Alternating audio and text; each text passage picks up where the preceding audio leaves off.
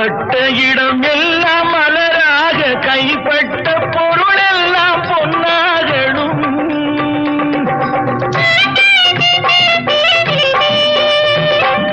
உன் கண்பட்டு வழிகின்ற நீரெல்லாம் ஆனந்த கண்ணீரே என்றாகணும்.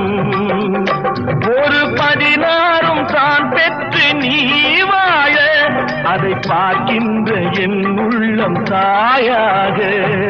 பூமழை தூவி வசந்தங்கள் வாழ்த்த ஊர்வலம் நடக்கின்றது.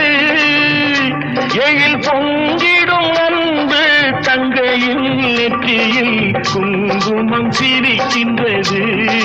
மங்கள குங்குமம் சிரிக்கின்றது.